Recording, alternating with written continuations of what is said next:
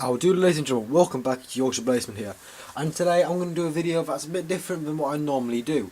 So, I'm sure you'll be aware, on the news, there's been a tragic event in Manchester. 22 people died at an Ariana Grande concert due to a suicide bomber. Now, the unfortunate thing is that this has happened in a place such as Manchester, that a lot of people go, and it was at a concert where there was basically children and teenagers going. It shows what extreme lengths ISIS going, because ISIS, I think, confessed to it, are going.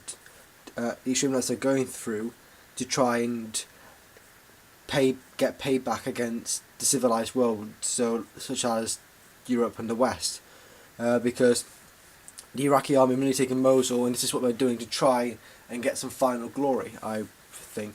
And someone popped up to me, and they asked me, now all these threats of terrorists coming in, imagine you were in, say, a city, so the nearest city near me is Leeds. Imagine you were in Leeds, and all of a sudden someone starts firing a gun, and a terrorist attack occurs. Now, should you be allowed to carry a knife that'll be able to stop a terrorist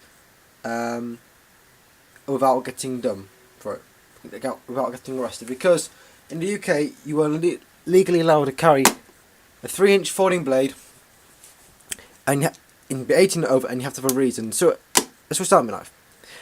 You can't really do much damage with a 3-inch folding blade, because if you can't stab because the blade will collapse, and you can't really threaten someone with a small puny knife like this. So someone was asking me, should lock knives be allowed?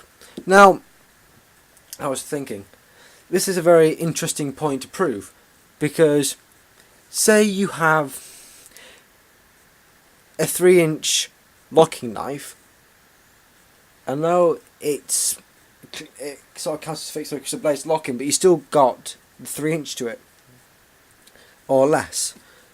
But this is a really key point, because how is a civilian going to defend themselves against, say, a terrorist open fires a gun, a shotgun, whatever gun they have, whatever thing they've got?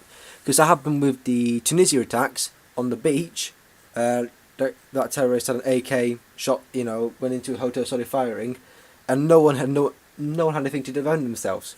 What the government are saying now at the meeting, the Cobra meeting, that they're going to put the army, military personnel, out on the streets along with the army police force. Now that's okay in cities, shopping centres, whatever.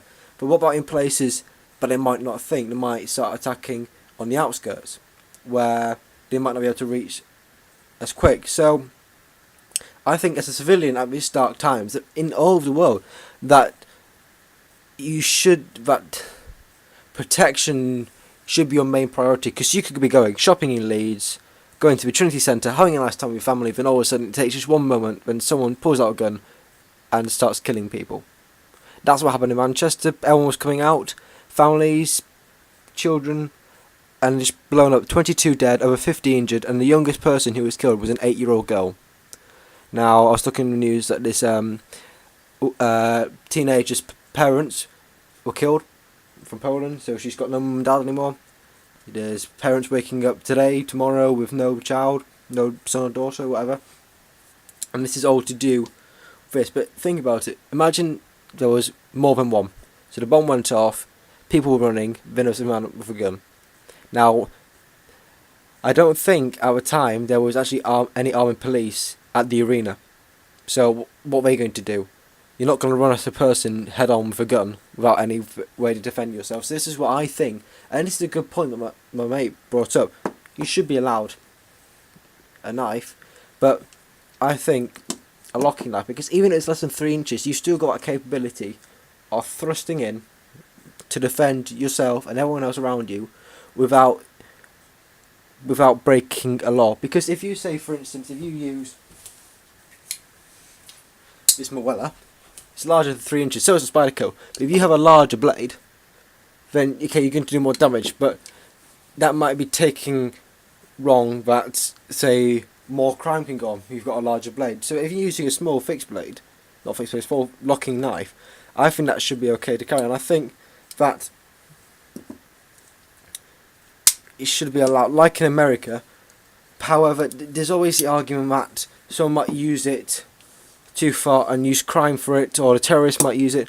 But as a as a civilian myself, as someone living in the UK, we as a people don't have a way of protecting ourselves. We have to rely on the police, etc. But what is an unarmed police officer going to do against a terrorist who has either got a blade, a machine gun, a shotgun, a pistol, whatever?